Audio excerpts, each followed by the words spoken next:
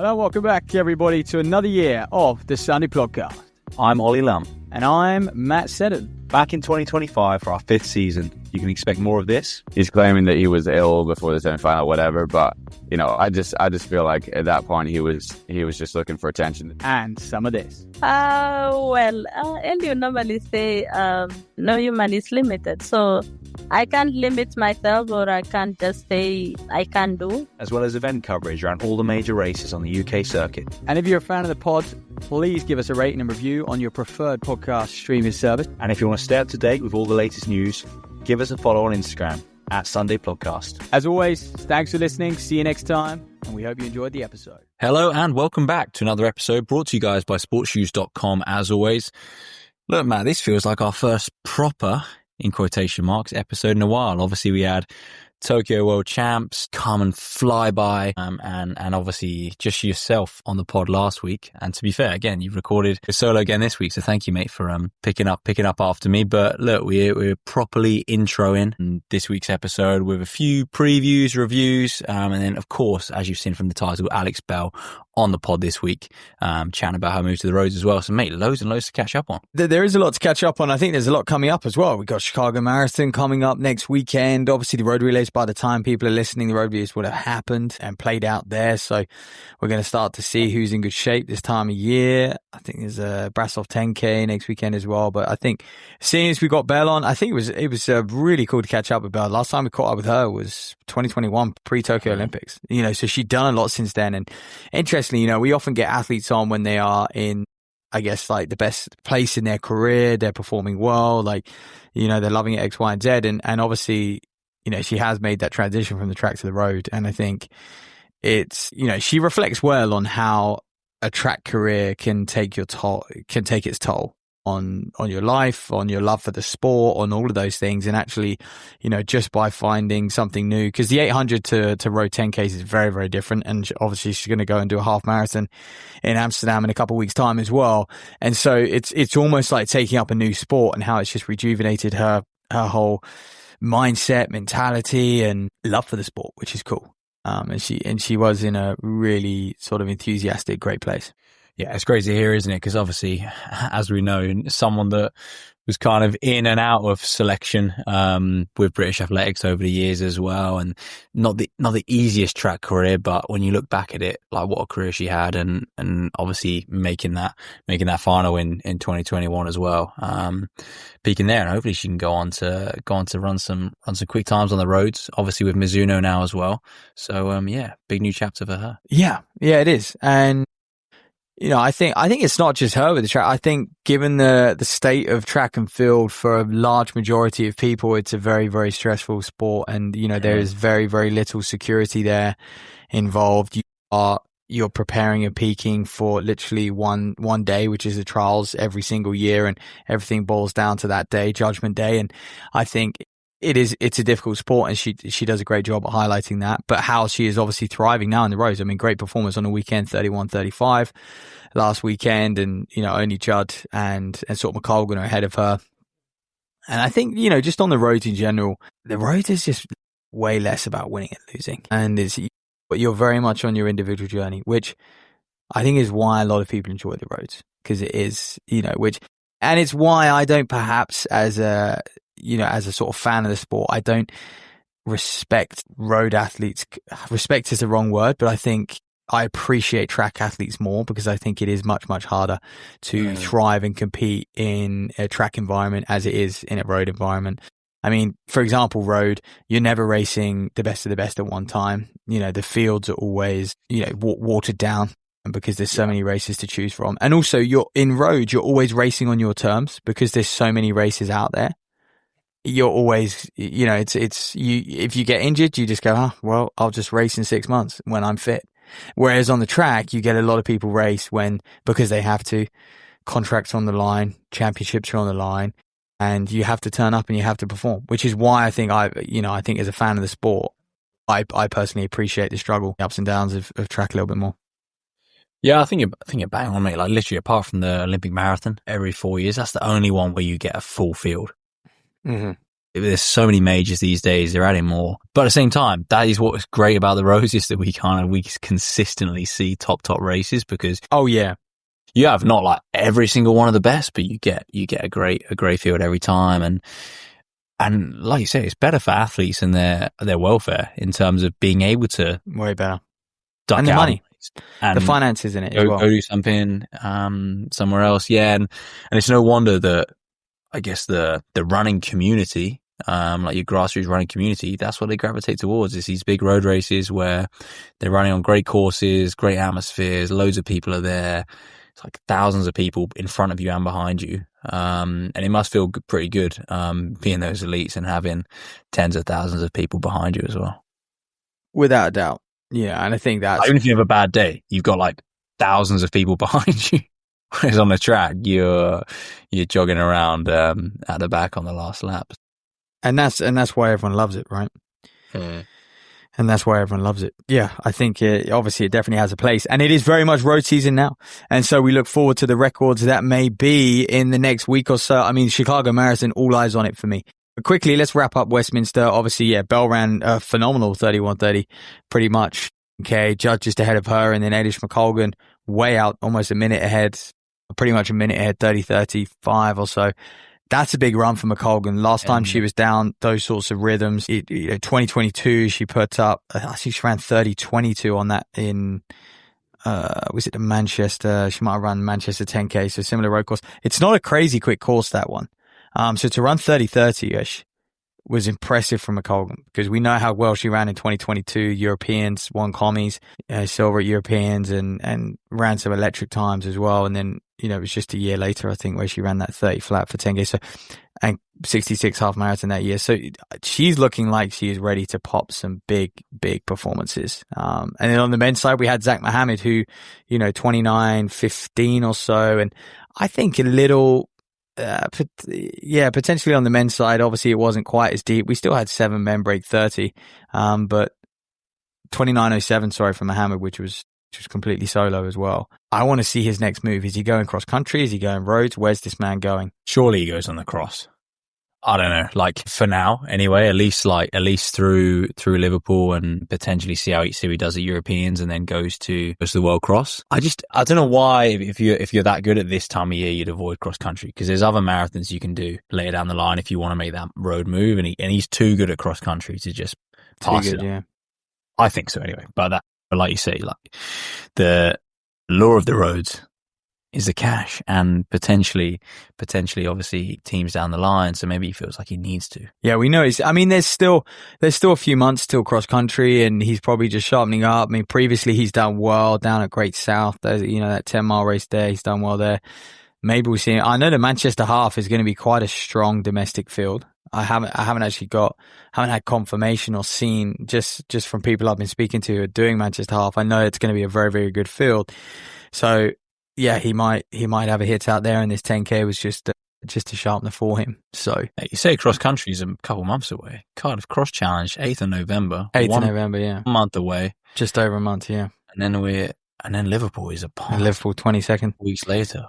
Yeah, 2 weeks after. Weeks later, yeah. Of course, and Mansfield is a month away as well, which for me, that's always the start of the cross-country season. Once Mansfield comes, Bosch cross-country is underway. I know there's going to be, obviously, there's a few league matches and stuff like that in the next coming weeks.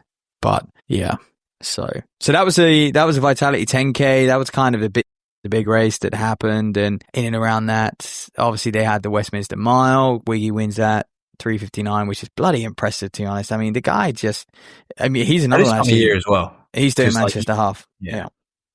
It's some of year. You got to think that most people they're not like holding the track form. They probably had a little break. And he has had a break, and he's come back. He's swept up Battersea, and he's now to road mile, and then he's going to go do Manchester half. So showing some good speed. Sam Chadwick second, and on the women's side, Holly Dixon takes the win, 4:30. Kai Malanga and Lucy Armitage. So just a few seconds back. So some decent races, to be fair, in the road mile. Like anytime you see a sub 4 on the roads, I mean that's it's just what Wiggy does. The guy's relentless. He really is. And I know a lot of men are going to be looking for that sort of 63 come Manchester. So we'll see how that group plays out. But the big thing we want to talk about before we get into the Alex Bell podcast is just have a look and preview this Chicago Marathon, because, I mean, we have John Correa, who for me is the best it's between Sebastian Sawe and him, who the best marathoner in the world is, and John Correa is going to try and get after that world record. Rumor has it he's going to try and attack 2 hours 35. We know he ran 2:02 last year in Chicago. Big second half. Loves throwing it down at that 30 sort of K mark, 21 miles into the race. He's done that. Ran 2:4 in Boston, won that. So he's the man. He's the man to beat his career, and he ran a good 15K in July, but we haven't seen him since, and he's like a Kipchoge in a way that this guy just prepares meticulously for the marathons. We don't see him. He just turns up and he races to win first and foremost, and then, you know, if it's there, he'll try and get after a time. So, Yeah, but the people behind him, that's it, mate. Joining him, like you mentioned, he's probably the best in the world. Maybe the man with the most potential in the world. Jacob Kiplimo is obviously in there. This could be the one where Kiplimo pops off and starts dominating. yeah, it's going to be interesting, isn't it, with Kiplimo? I mean, obviously he runs that 2:03 in London. Good battle with the man himself, Sawe, but we know how fast he is over the half. Yeah, you're just like 2:03.37 on his debut. He's run 56.42. I mean, he ran a controlled 58.29 a few weeks back, end of August in Buenos Aires, Argentina. He wins that. I assume with his half, he's just got the biggest ceiling out of any of these guys. And even for me, what was so impressive about Kiplimo is that he was on the track scene for a while despite his young age, and he was always kind of the nearly man. And yeah, now in the marathons, I think he'll just be consistently good. And then when he starts popping off, it'll be ridiculous. You could tell he isn't as passionate about the track as he was definitely cross country, and then now, you know, the roads. Like, this guy is so suited to the half marathon, it's sickening. But, you know, because of that, you know, he's one of the few men I look at it. I mean, we saw Sawe in Berlin, you know, go out in 60 flat, 60:15 at halfway. Obviously blows up. A lot of that's to do, he doesn't really blow up, he just fades a little bit, but a lot of that's to do with the weather as well out there. And the fact that he didn't really, you know, yes, he had paces, but he didn't really have any company. He needed to battle. And I think there's going to be a race. You know, I think a lot of these guys are coming in 2:03, 2:02, and Kiplimo must be capable of something silly.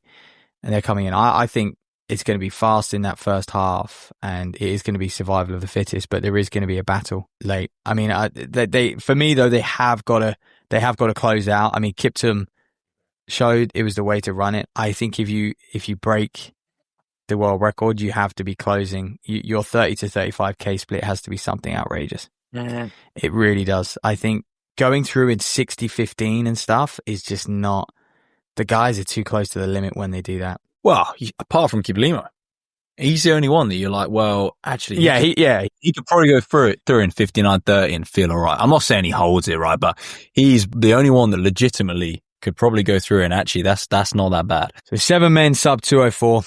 John Correa leads the way. Timothy Kiplagat, another incredible Kenyan, 2:02.55 out in Tokyo, and Amos Kipruto, who you've seen numerous times do the marathon majors. A lot of these men are coming back. I mean, Kutut I think he was second. He's 2:03 runner, but he was second last year behind Correa, or maybe third in Chicago. And then obviously Bashir Abdi and Jacob Kiplimo. Kamwara's in there as well. I mean, I love the guy, but he just hasn't quite been, the same. Hey, you ain't speaking about Rupp yet, mate. He's the one we love. Rupp's in there. Daniel Benio's in there. I mean, Mark Scott, obviously from a British interest, we need to talk about. But Conor Mantz getting after, 2:05.08 in Boston. What can he deliver? Some of his workouts look sickening. You see him obviously appear in these Clayton Young videos, which are amazing. And yeah, Conor Mantz has just been crushing, going out incredibly hard in half marathons and 10Ks all year. And I wonder if it is in preparation for what is to be he's just always historic run, hasn't he? In terms of like throughout his career, he's always run like that, and he's like pushed it, and then he's got to a point where actually, oh wait a minute, I can now sustain it.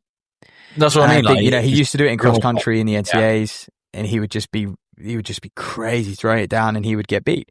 And then he got to a point where he could hold on. And this is kind of, I feel like this up every single time. Yeah, it takes him a couple of years, but it's where he at. And you look at his preparation going into this versus, even at Boston, he had the Olympic Games, he had New York, and then he had Boston. Like, he had a lot, kind of on his plate. And so I think his preparation going into this is a lot better. But we'll talk about Mark Scott's chances as the Brit, the one British hope really to look at in this one. And he needs a big showing. He needs a big clock. He does, and I think, and almost rightly so. Like, I think people have kind of forgotten about Mark Scott in terms of the British marathon scene, and I think it's kind of fair in a way. Like, he's had a couple shots now; they've not gone to plan, but we're all super excited when he decided to move to the marathon, and he's taking his time, and we'll just see. But you just got to think, what's he around outside 210 twice, or 211? Yeah, pretty much. Yeah, I think he needs it for himself more than anything as well. Yeah, because he's not gone off crazy, has he? It's not like he's gone off and tried to run 2.5 in his debut either time. In order to, marathon builds are tough. They are just very, very repetitive, boring. And you sacrifice a lot, you put in a lot, and when it doesn't pay off, I think it is, for athletes, it is, very frustrating in that sense. And, I think he needs, because previously it was like, okay, he was only a year or so removed from some of his incredible 5K times, his 10K times, and that sort of track shape that he was in. He could rock up to a local low-key 5K, he'd run 13:30 on the road, no problem. And I think, and this is similar to what we see from like Jack Rowe and these sorts of guys, they can go out, they can throw that down.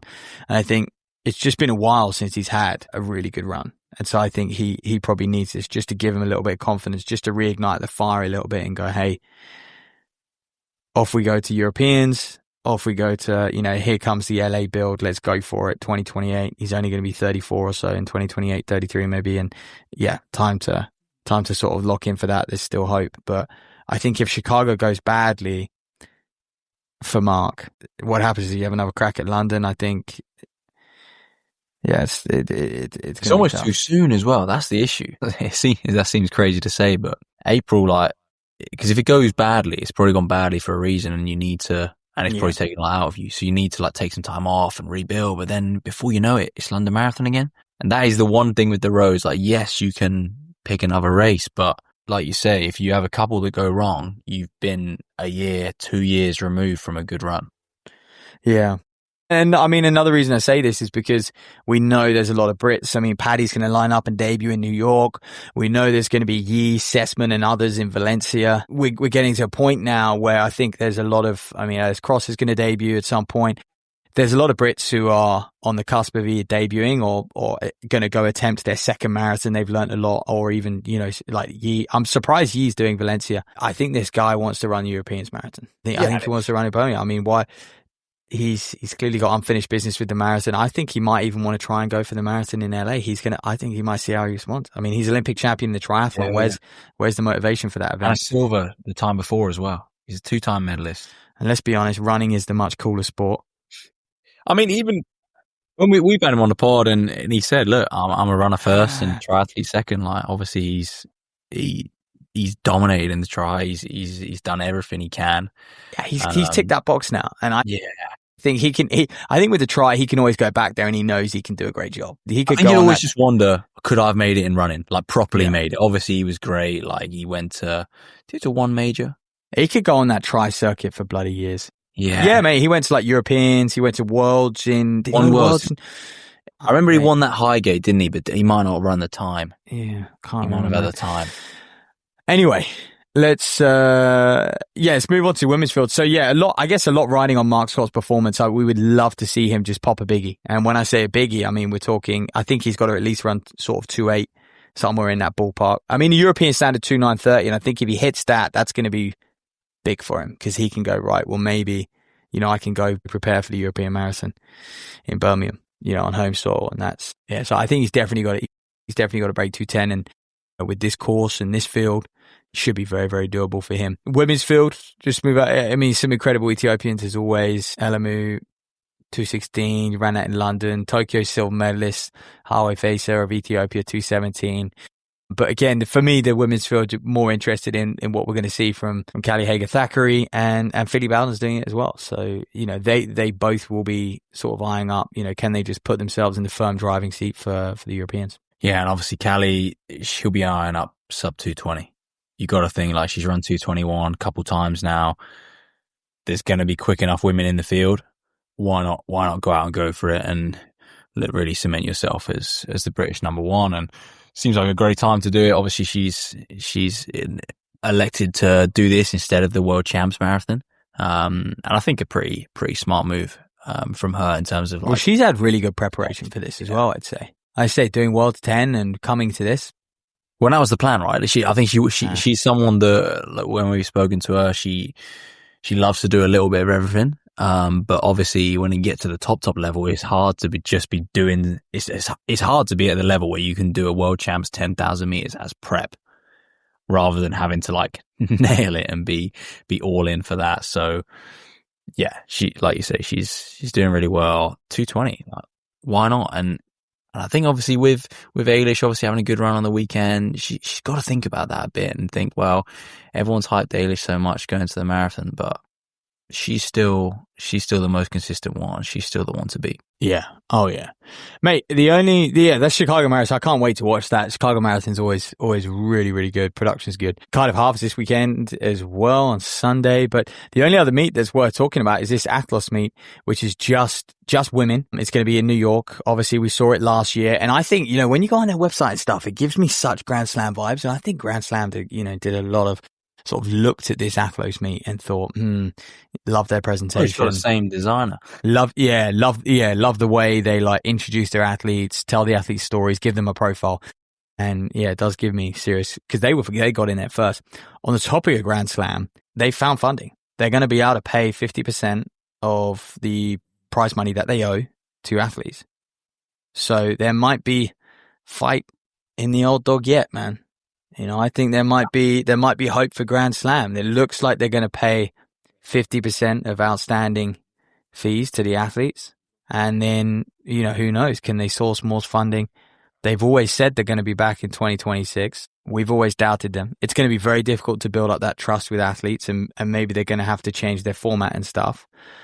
But 2026 is when they very first spoke about it. 2026 is a year of opportunity. There's the World Athletics Ultimate Championships as Europeans, but we know Grand Slam is largely captures American audiences and American athletes that line up, or Jamaican American athletes from that part of the world, and so they're not going to have much to fight for next year at all. Bar the Diamond Leagues. So maybe they will be interested in Grand Slam still. Yeah. I think, like you say, mate, it's the trust. Like if you signed up this year, say you're Grant Fisher, you sign up this year, and we ultimately think it kind of fucked his season, right? Yeah. And you even only getting 50% of what you were promised. I don't even think Grand Slam fucked his season. I think he just did too many bloody Diamond Leagues, too close to the champs. But anyway. But I agree. Yeah, I just wonder. I wonder if Grand Slam will live on for another year. Interesting, but sounds like they're doing something about the prize money they owe. But this Athlos meet, quickly just run you through the lineup. In the mile, you've got Kipyegon, Nikki Hiltz, Jess Hull, Gudaf Segai, Frene Hailu, and Susan Ajor. It's a bloody, very good field, 6 of them. And the women's 800, Natoya Gould, Toppin, Keely Hodgkinson, Daguma, Georgia Bell, Mary Mora, and Renaud Lamotte. A very good 800 field. So, but I think it's funny, sport and racing, it's only appealing when it really matters. I think you watch this meet and it's in October and it just doesn't matter. So as far as like people actually taking interest in this meet, surely it's going to be pretty low. Yeah. It's like the athletes. What's the motivation is the payday for them. And I think it's a unique event. It's women only. I think they tell the story. They're treated like rock stars. It is a cool event. It's only in its second year. And I wonder again, like if this is an event that we see in the peak of the season, instead of a Diamond League. That's what I mean. These women all go to this. Yeah, exactly. I think the timing just means that it's irrelevant. The World Champs has already happened. We know these women probably don't care that much about where they finish in this race. We know there's not going to be electric times, it's in New York. So it's just an exhibition. It brings in new viewers though, new audiences, more money then. But they do say a league is arriving in 2026 regarding this Athlos meet.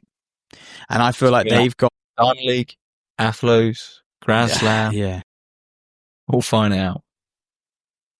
Well, I feel like they've gone about it the right way, though. They haven't been as aggressive as Grand Slam, and they haven't promised as much as Grand Slam. They've just gone. Last year, they were just like, hey, we want to get all these amazing women in the same place. We want to tell their stories. We want to let them run, compete.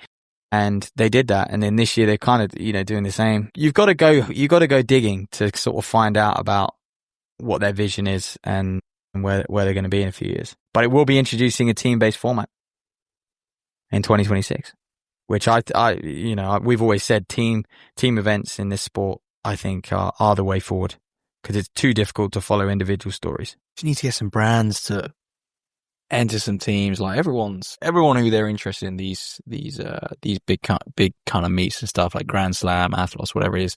They've all got a shoe company. So why don't the shoe companies just have a team? Just a good old SAL, but on the world level, mate. Yeah, to be fair, I agree with that. Anyway, mate, we've rambled. Let's get into this Bell podcast. It was a cracker. As always, and here, if you want to know how to transition from a 157-800 runner to a 5K, 10K, that's probably most of our male audiences right there. Lum, that could be you. Listen to this podcast. Mate, I'm going back the other way. Oh yeah, sorry, yeah, Lum's done with his 10K career. He's now going back to the 2-lap event. Yeah, 800 in 2026. Pending. Nice. Pending. I've had September off, and now I'm back again. Well, actually, she talks about the value of having time away and time off. There you go. And I agree. There you go. So let's get into it. Yeah, thanks for listening to us. Enjoy this one with Alex. Catch you guys soon.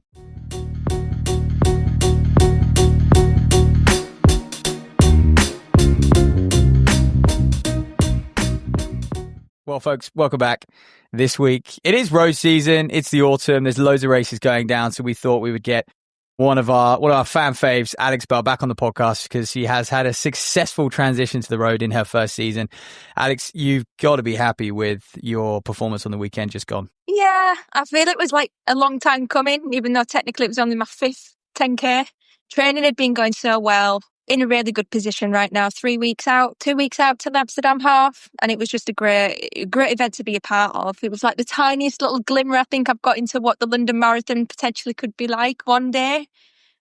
But yeah, absolutely delighted with that result, especially with the 5K split as well, which I did mention on one of my post-race analysis that like you look at your clock and you get a PB at 5K and it can go one of two ways, and that was a little moment of panic, but it was still part of the plan, what we wanted to do and get out of that race at the weekend. So yeah, we're absolutely buzzing with that. Give us some numbers. What was the 5K split? Well, looking back now, because they give the breakdown, I think it was 15:28, my split at 5K. Wow. Bearing in mind, I think my fastest was 15:46 Battersea. Yeah. So, you'd won numerous 5Ks just under 16, hadn't you? But so that was an unofficial PB halfway. Definitely, I'll take it. Yeah. So now I'm excited and eager to try and get into I know it's not the time of year, but more 5Ks to see what I could actually do balls out of in a 5K. It's exciting. It's all new. It's all like I feel like I've missed this feeling. I feel like this is what I have missed as a track athlete, and I feel this is what I see. Do you know when people are posting about towards a championship or the trials and they're like getting buzzed about it? And I'm like, I never really had that in the latter stages of my career. I was more like, oh God, it's the day, it's D-Day. Like it was always like a negative spin. Whereas this, I'm jumping through hoops. I'm just like a kid in a, So what's different? What's different? Like why are you enjoying it so much more than the track? One, because I think it's just a completely different landscape. Yeah. Two, it's unexpected. Yeah. Like you don't really hear 800 middle distance athletes making that massive jump, especially as an 800, running 157. I don't think you'd get many people who could do that, let alone want to do that. And then, like I said, it's just like a no pressure thing for me. And I took a little bit of time away towards the back end of last season, came back and just had a new outlook, a new fresh approach. Just see where we went with it. I'd always dabbled in cross country in the past, but not to the extent that we're not to the extent of the miles we're covering right now. And I'm just thriving in it. It's just, like I said, no pressure. I feel great. My body's in the best place possible. Touch wood, something like nothing goes wrong between here and out. But it's crazy to think that I'm doing pounding more miles, but the body is actually more better for it. And mentally, you feel better. Are you feeling better day to day? Achilles, and plantaris issues were like my nemesis towards the back end of the track. And obviously without that intensity on the toes all the time, slower. Yeah. yeah, it's working out pretty well so far. Just under a year into it, and I'm already looking for what's next on the horizon. Yeah, those chronic injuries like Achilles and planters and stuff that never really goes away, they just make your life miserable, don't they? Like off the track as well, just day to day, like they just put you in a bad. Yeah. Yeah, I know. And because you can't physically see like an injury, like it's not a broken foot or it's not something that you have to go around wearing a cast, like that's much more harder, because on the outskirts you're looking tip top shape, and then nobody knows that you're icing your ankles 2 hours before a session, 2 hours after a session, and everything else that comes in between. But now those days hopefully are gone. So I think one of the other things and correct me if I'm wrong, which makes the road quite appealing and quite exciting is you're not a slave to the regular sort of calendar, the regular fixtures. Like you can race on your terms and you can structure the year however you want to structure it, because let's be honest, there's a 10K every other weekend. There's a great half marathon you can jump into. There's always a 5K around the corner. And is that something that you're enjoying as well? It's not like the classic, I've got to get through the winter training, then I've got to open my season in May, and I've got to do X, Y, and Z before I go to the national champs. Yeah, again, associated with the pressure element. You can take that off. You're always going to find a 5K. Everybody on the roads are on their own trajectory, and it's not as if like there's one way, there's one route to your success. Whereas with the track, everyone knows come August, that's when the hot champs are, that's when you need to be fit, that's when you need to be in your peak performance, peak shape. So much more can go wrong when you put so many, pressure on that one event. Whereas if something does happen or something unfortunately does crop up, which is inevitable in running, whatever we do, whatever distance we do, there's always going to be something else that you can target and achieve, and you just start that build again. I can't tell. When I did start properly last autumn time, I did take about 6 to 7 weeks off with a knee injury, or a bit of a knee niggle, should we say.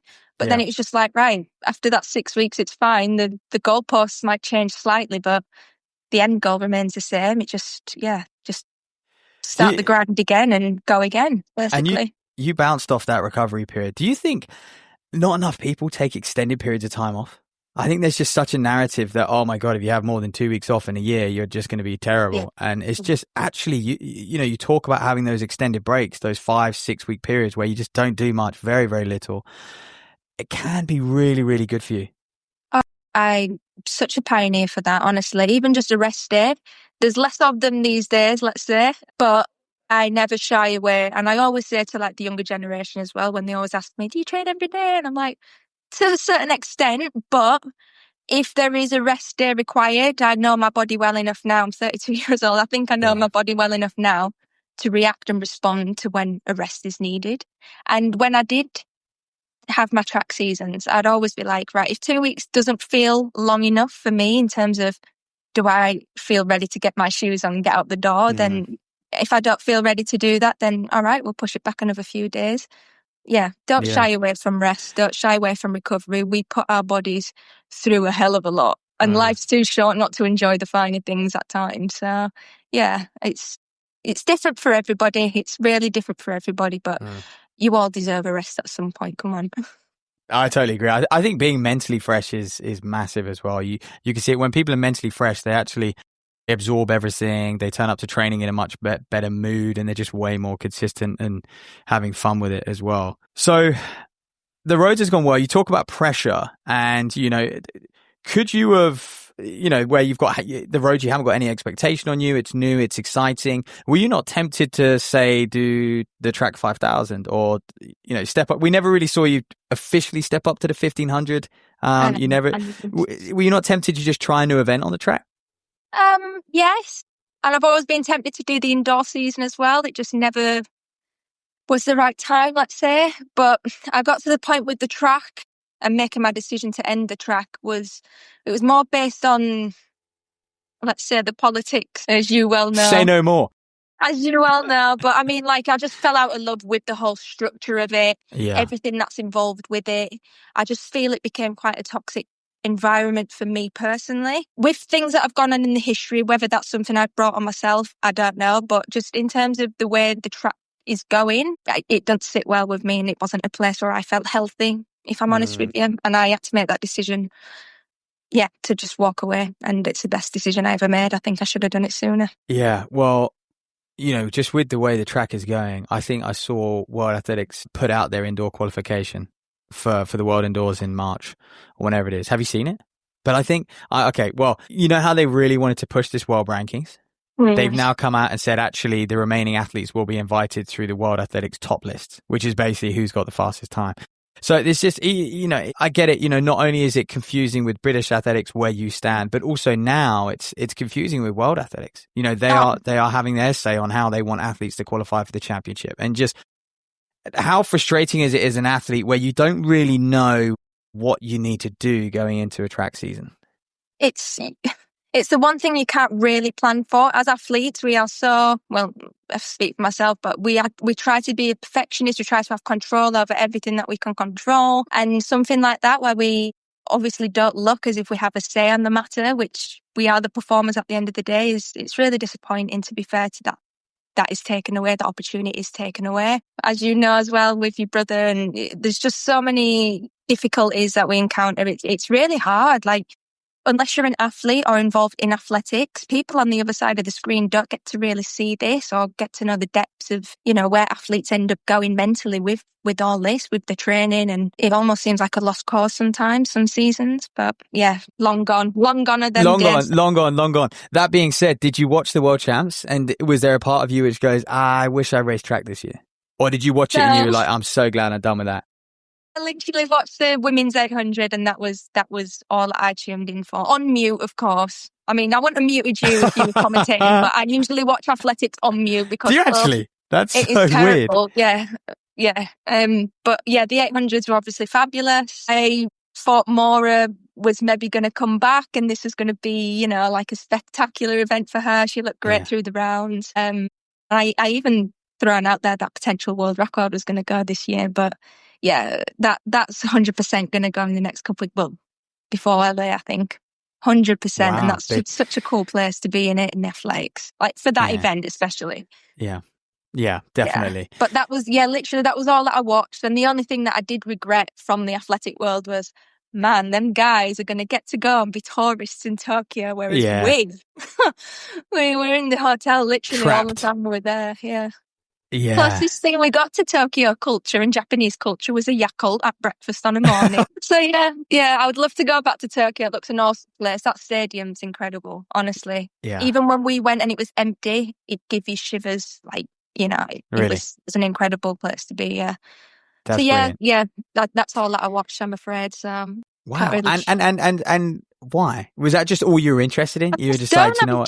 I feel I'm done with track. Like I said to you before, the list's endless of everything that connects me to the track. I still train on the track, and I support everybody who I'm involved with in athletics. I'm obviously always going to root for them, but with any walk of life, whatever job you're doing, I think there just comes to a point where enough's enough, and it's just one of them where it's just I've closed that chapter. So that being said, that's interesting. So that being said, you're not paying, you're kind of watching track sporadically. What about the roads? Are you paying like extreme attention to the roads, or is the enjoyment with the roads is that you actually don't have to worry about whatever anyone else is doing? Like on the track, it's like, God, you've got to be up to date with the rankings because fucking hell, your head to head is going to matter who gets picked at the trials, X, Y, and Z. Whereas on the roads, do you watch road races? Are you following the road scene, or are you just like, hey, I'm watching more like not religiously. I ain't got that much time on my hands, but I am watching a few YouTube. Like when people are making YouTube series, or you just go back and look at like a block on lead up to an event, and that's a really nice.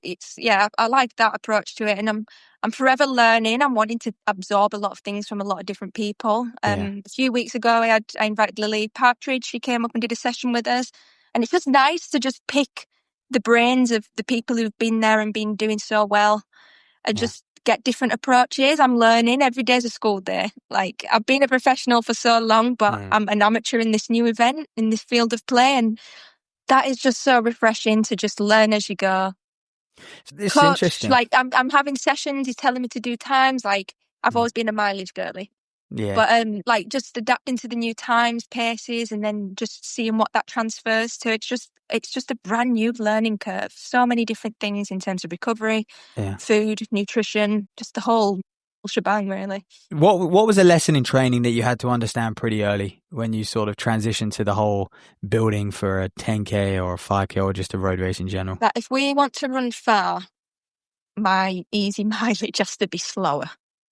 Right. That is the biggest start for me. Going from probably 40 miles max in my winter season as a track athlete to now going up to 80. Double days, never done that before. My easy miles I've learned the hard way of you're not going to get far in this realm of the events if you're trying to smash everything fast. So that's the one first. And you didn't mind that change, because to me that change it's just really off. It's like, oh, really? Who wants to? As an 800 runner, I imagine you enjoyed pushing yourself and really getting after it, whereas now you seem to have adapted with huge success. So you welcomed that sort of change of slowing everything down a little bit on the off days, on the recovery days. Of course, yeah. And then obviously the harder days on the session days, when it does get hard, it's more mentally. I always say to myself, like, anything that I've done at the moment in terms of training, it's never been because I can't do it. Okay? And I'm always going to be able to do what my coach sets me. It's just the feeling of uncomfortable. It's because you've never been in this area before. You've never experienced this before. It's not that you can't physically do it. Mentally, that's a whole nother game. In the long distance world, like, it is crazy how much your mind goes in and out of different places. But that's the beauty of it, though. Your sessions are so long that you can go from feeling great to bad to great to bad back to great about numerous amount of times, all within one session. And I think it's brilliant. And I'm still trying to shock my coach, like Andy Henderson. Like, I really am just like, whatever he says to do, it's almost like, yeah, I'll do it. And not knowing, just saying I'll do it, just going with it, and just always reminding myself that I've asked for this. Okay, when it gets hard on the track, when it does start to bite a little bit, I'm like, yeah, but you've asked for this. We are doing this because I've chosen and I want to be here. So that's what I always remind myself, and it always seems to work to get me through. Yeah, it's a very different system that you're working. What's your interpretation of these long sessions you're talking about? Because obviously you've run really well over the 5 and the 10, but are you starting to think about potentially doing a half marathon in the near future? Yeah, 2 weeks. I'm doing a half marathon in Amsterdam. Are you going to be there? I'm definitely going to tune in. I wasn't aware. That's fantastic breaking news. Here we go. This is the big event this side for me. So Amsterdam, well, obviously it's the Mizuno marathon, but there's also the half as well, which I'm targeting the half this time round. So that's 2 weeks out as we speak here now. Fantastic. And that's the goal this side of Christmas for me. And then we're going to assess after that event. I know what sort of shape I'm in. Maybe it might be a little bit quicker after that 10K just gone. Maybe we just have to adjust our times and our targets for that based off that 10K. But regardless of the outcome for this half that I'm going to debut in, I'm just ever so proud of the sessions and the volume that I have actually taken on. So whether or not Amsterdam's the one where I actually come out straight out, bang, great time, I'm not sure. We'll see. All roads to that point are all very positive. Like we said, happy with the 10K, happy with some of the 5Ks. It's just whether or not it can all come together on that day. Was that always the plan when you made this transition to the roads, or were you like, right, let's see what I can do over 5K, 10K first, and then somewhere along the lines you were like, do you know what? I'm loving this. Let's go longer. Yeah, I mean, it was always going to. I never came out straight away to say, let's go and be a marathon runner. I really want to slow it down, jump through the hoops. We didn't want to increase the mileage so stupidly that, we're going to just keep stop, start with injuries. We have to be really careful and strategic with how we do it. But the plan was always just to work through the rounds, work through the events. And I had a few dodgy 10Ks, not going to lie. Probably should have ran quicker a lot sooner, but with illness and a few niggles here and there, you just find another event and you just get back on the wagon again, as we mentioned before. So we're going to assess after Amsterdam, see whether or not we're going to hover in and around halves and tens, or whether or not we can push on. Wow. Not too sure if a marathon may be too soon on the cards going into next year, but we're already talking and putting feelers out maybe about pacemaking in the London Marathon if we crack out a good half. So we just see. Well, now the questions have to start. Obviously the Europeans is next year, and Commies. commies as well as Europeans, but Europeans you can have 6. I think 6 can contest the marathon or represent GB in the marathon. So Oh, yeah, yeah. a little bit more. I've not looked ahead. Oh, have you not? I was going to say that's a little bit more appealing. I've looked ahead. My 10K time, I think you have to run sub 32 to get the qualification. UK haven't brought their own standards out for the Europeans yet. Yeah. But the general European standard is anything below 32. But I'm not sure. Again, I haven't read the fine print. I ain't got the time or patience to read that just yet. But you probably have to, I don't know, do 1,000,001 things and then still not get. But I've got half an eye on it, and I even mentioned to Hendo, I was like, "Oh, do we do a high gate?" And then that made him sit up and like, what's he on about? So I always like to keep him on his toes. That's what I do. That's how I like to roll. And who knows? I'm just taking it race by race and loving the journey. Literally, I think that's the best way. That's the best way. And of course, there is LA on the horizon as well. Who knows if you can contest a marathon there potentially, or even the 10K. The way you're moving, even the 10K. Do you feel like you mentioned before that sort of horrible pressures of the track and selections and stuff? So you are open to pushing for teams still on the road?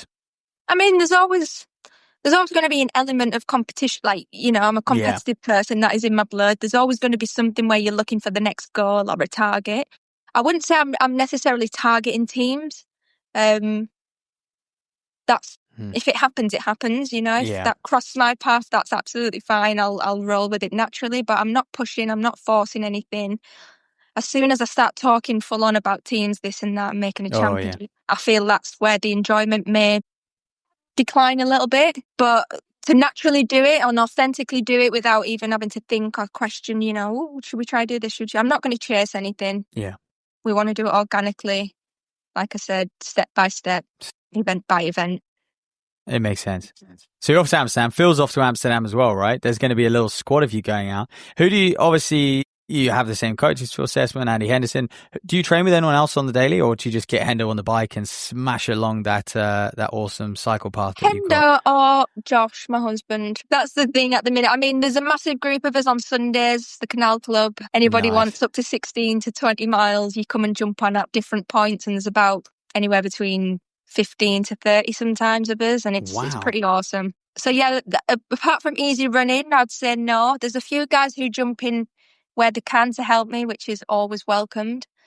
But I feel like there's so many different people and so many different paths at Leeds at the moment. It's always quite hard to get a group to do specifically what we're doing. I mean, even Phil only has like maybe 1 or 2 people at a time who's there to help and jump on with his sessions too. So yeah, we're all doing the same but different. The support's there without a doubt. Whether or not you've got a group or not, there's always a support fan base there in Leeds, if you like. And yeah, there's always somebody for somebody. Like somebody, they'll find somebody for somebody. You know what I mean? Whatever you're doing. Yeah. So yeah. But poor Josh, he thought his days were over at the track, but nope, he's had to learn to ride a bike again. What bikes he got? Has he got one of those little commuter He's got bikes? like a little fold up. Yeah, fucking knew it. I knew he would. He's got 3, to be fair. He's got one, which is technically mine, with a little pretty basket on the front. He's got my dad's old, I don't know, he got it from like the 80s, which is still going strong. He still pays to get its MOT for it. And then he's got like this fold up, which is, it's quite heavy, but it's only practical because when we go to places to session, it fits in the car perfectly. Yeah. So we've got a choice of 3, to be fair, but he's spoiled. He's still hard work. Yeah, he's spoiled. What about how you approach training for the 10K and the half marathon? Because I was having an interesting chat with Sessman at the Copenhagen half, and he was saying how he sort of ditched, he did go down the route of using numbers and training to lactate and heart rate and this and that, and he sort of ditched that idea. Well, I think he was fed up with it, but more so that it's just, he found it more important that, look, at the end of the day, 205, 206 for a marathon, he just needs to be able to hold 3-minute Ks or 258 Ks or whatever it is. And he's like, I start small and I just try and get more and more volume in at that race pace. Is that how you've approached the half marathon as well? Have you sort of plucked a goal time out and said, look, because you can operate at it for 4, 5 miles, 6 miles, and you've just looked to build up the volume at that pace? I completely agree with Phil, to be fair. I think overcomplicating things is something that we shouldn't be doing, especially as road runners, and know your body yourself at this point. When I first started, we did a lot of lactates, a lot of testing, Right. just so my coach could figure out our zones and know what areas we can work for without that lactic turn point. So that was quite important at the start because of the background that I had. And then when we started to build a bit of a base, then we progressively just like left that alone, and we got our numbers and built on that. But yeah, I completely agree with Phil. A lot of people watch like the YouTube. I know I've just said I watch YouTube, but a lot of people get fixated on seeing like the celebrity athletes like have to do this lactate, have to do this, have to do that. And if you're working hard or do you know what I mean? Like maybe it's different for track, but with the road running, it's so pure, it's so simple. Keep it like that. You just need a decent pair of shoes, you need your watch, your heart rate, and then you're good to go. Let's not overcomplicate it. It's already hard enough. Do you know what I mean? You don't. Yeah, why are we getting caught up so much on it? I mean, there's a time and a place. I believe there is a time and a place for it, but where you're doing it every single session, I'm not too sure. I mean, I am new here. I could be talking a load of waffle, but it's working. Me personally, I just like the pure fact of just run hard or run to a time, and that's that. Yeah, I think you're 15th on the all time, so for 10K. So I think could be better.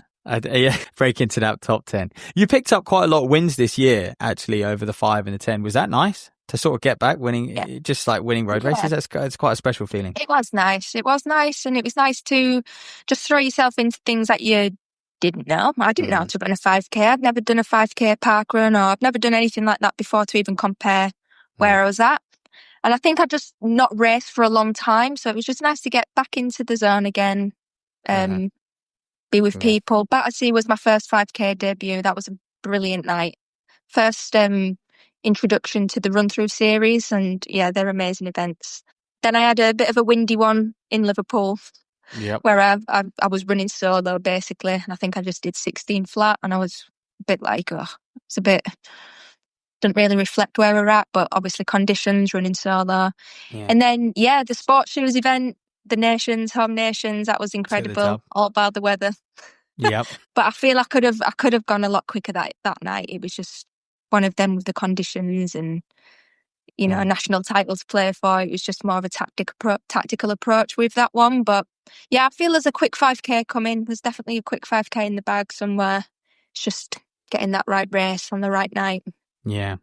We'll move on to Mizuno, but I just wanted to ask, do you find yourself recovering quicker or slower, after a road race compared to, sort of an 800 or 1500? I feel the same, to be fair. Feel like I'm I've just got new ways to manage. I nap a lot. My fueling strategy is so much better now, more efficient. I'm eating a hell of a lot, constantly. I feel like just grazing constantly, which I don't think is a bad thing. No. In the past, where I've had like bigger, I say big winters, I've just declared I've only ever done 40 miles in the winter, but my bigger winters, like that's always been my downfall, where I've never really got the balance of the fueling right. So yeah, that's the one key thing that we've been really working on, and obviously taking on gels and the carbs in terms of like doing it in a race situation. We're trying to get that under control now, so that's nailed on for when we do finally step up in the next year or so. But I feel the naps for me, 100%, like that is the cheapest, easiest. It sounds so simple, but that has literally been working for me wonders. Really? Just a quick power nap here, there, and then you're good to go. It's the body's way of just shutting down, coming back refreshed, and kind of got to really if you double daying or whatnot. So yeah. Make space in your day for a cheeky half hour. Make space in your day, if you've got it, of course. It's very important. It is winding down. And hey, look, Mizuno, that was that a surprise to you? Was that talk about excitement? That's a new brand that you might not have worked with before, that not many of us have seen too much of in the running space. But they look to be they're starting to be a lot more aggressive. They're supporting more people. They're looking to really get back out there in the running space again. In all my experience, like these are so on board. They're so supportive. It feels very personalized. You're not just a number. You are like unique to them. And that makes such a whole, like the approach, the difference that makes is incredible. They understand the storytelling that I want to, portray, like this transition. And yeah, they're an incredible brand, and I'm obviously going to champion them until the end of my road career. So yeah, That's brilliant. we've got some very exciting things on the horizon as well. So you watch this space. Good. You say to the end of your road career. Is this a long-term contract? Yeah, I don't know if you're allowed to disclose that. I mean, yeah. I mean, the support is there. They obviously know my personal goals that I want to try and tackle and achieve, and they said that they're going to be on board and support me for whatever amazing destination that's going to be. That just, I guess, working with a brand like that, and I guess you're communicating with people high up in the company, etc. It just puts your mind at ease, and it takes the stress off of the sort of performance and the daily grind a little bit. Would you agree? Like you can actually you can live your life a little bit freer, happier, because you're more secure. I agree. And I think it's more the belief as well, from obviously the financial is the benefit, and their belief as well that whatever you're saying or whatever you're committing to, that they actually back and actually believe your goals, your dreams, and they're like, hey, like if we can do whatever we can to help you and support you with that, then let's do it. Love it. Love that. Talk us through, what's your race day shoe? Race day shoe at the moment, the Rebellion Low. Pro Rebellion Low for me. Shoe I raced in at the weekend. Can't really. It's on the list of you're allowed to race in it, but it's something new and sparkling that's going to be very available. Yeah, the prototype, which is going to be here very, very soon. Clearly good. Running 5K PBs en route to a 10K PB. I just need to, like I said, I just need to find that 5K next. Is anybody out there, or if anybody wants to give me some advice on any quick 5Ks, or anybody wants to pace it to a 15-minute 5K around that'd be awesome. I'll sort you out with some shoes. Right, there we go. There's an open invitation there. Very cool. The other thing I was just going to talk to you about is the couple of campaigns you're involved in recently, mate. This Jog On campaign. Oh yeah. Looking out for women's safety. Out on the streets, running, of course, after dark, and obviously you've been running your whole life. Yeah. Out on the streets. How important is it for you to support this campaign? Very much so. I mean, as soon as someone reached out to me, I was like, this is 100% like something I'm definitely going to back. Very local to me. See it far too often. Any form, like I'm sure a lot of women and young girls can agree that, at some point you've had someone whistle or, call something or whatever it is, it should not be happening. For us trying to be out there bettering ourselves, whether it's for a mental purpose or health, you know what I mean? It's us trying to better ourselves. Why would anybody bring or tear someone down just for trying to do that? So yeah, it was a very special night. It was very important for me to be there and support them. And yeah, it's only a great thing for the city, honestly. Like I said in a previous interview, that I don't want any reason for like the next generation of girls to be dropping out from sport, or, I'm not going to go for that run tonight just because I might come across blah de blah or X, Y, and Z. It shouldn't be happening. It's getting taken very seriously now in the city, and it's long may it continue across the whole of the nation as well. Yeah, how do you think it gets solved? Is it just education? It's the education. We're working with the police. They're actually doing undercover female officers doing runs now. So that's brilliant. It can be reported and it's literally solved there and then. What we're trying to do at the moment, it's obviously early stages, but we're trying to create hotspots in and around Leeds, so where reporting must happen.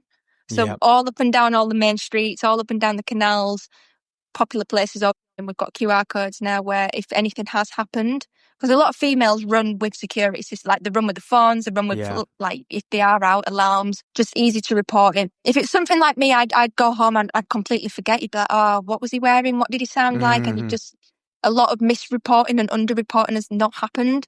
So we're trying to just make sure that reporting is like the first thing that people do to create these hotspots, times, locations, and then, go from police there. It a bit better. That's a fantastic initiative. Hopefully that can spread nationwide. Yeah. I think it is definitely in Yorkshire. We've definitely got it in Leeds. Bradford's starting up. And that's awesome. The fact that we've actually got police officers doing that thing, actually going out and running and finding these people, which is incredible. Absolutely. No, fantastic. And then just before we finish up, then I just wanted to get a little bit of advice, from you for people, maybe other people struggling out there where they're feeling a little bit burnt out. They're feeling a bit like, they need something new. And you found that in road running, but did you ever think about retiring during that period? Or were you like, yes. okay, You did? Yes. Oh my What God. stopped you? Last year was probably one of the lowest. Yeah, I'd say one of the lowest of the lows. I mean, I've never shied away from talking about things. I mean, Yeah. I feel like you can't win in athletics. You talk and big yourself up, you look like you're a big head. If you talk and you talk about your real struggles, you get like told, oh, let's bring the violin out. They've played the mental health card. Like, I don't feel you can win when you've done interviews and you're in the spotlight. But yeah, last year, hands on heart, like that was a real struggle. I feel like retirement was on the cards for a while. I wasn't enjoying it, as you well know. And then I was in a contract still, and I sort of felt trapped and entitled to keep running the track for probably an extra year than I really should have done. And yeah, it was quite difficult. Took myself away from it, found other purposes. I went and got a job with the Youth Sport Trust, which I still work casually for now. Found a different purpose, another drive, and then found my head again. Did That's a full brilliant, circle, yeah. thought, right, I can't leave this running alone. There's something in me that really still wants to keep grinding and achieving and driving for something. And yeah, the advice would be is just to don't be afraid to ask for help. Yep. Whoever that may be, whether it's professional, family, or whatever, you can't do it alone. It's a struggle. Like, you really do need to speak out about it. 2, take a lot of time off, find new things, talk about new things, have new topics of conversation, find something that's really revitalizing, new, just refreshing. And then 3, once you've done those 2, things always find the way to you. Do you know what I mean? Like, things always figure out in the end. It's just a bump in the road sometimes, and you just need to go around that roundabout a few times until you've figured out which turn off you need to go. And hey, good things will be on the horizon, I'm sure. Great advice, honest and open as always, Alex. And hey, good luck in Amsterdam. So that's The 19th, October. yes. So fingers crossed I can have a Can't good wait. one. If Can't not, wait. like we've said, there'll be many more, but I know what shape I'm in. I know the work I've done. Whether or not it happens in Amsterdam, hey, let's see. Come and join us for the ride. Well, Tune. next year, World Road Running Championships in Copenhagen. 5K, 10K and half marathon and road mile. So yeah, absolutely gutted about the one this year in San Diego, though. yeah. What are the chances? Go and win that champs, and then we're not doing it. I would like to go to San Diego. Anyway, Yeah, well, that's not meant to be, clearly. Yeah, that's World Athletics for you. Another year of road racing for you. There we go.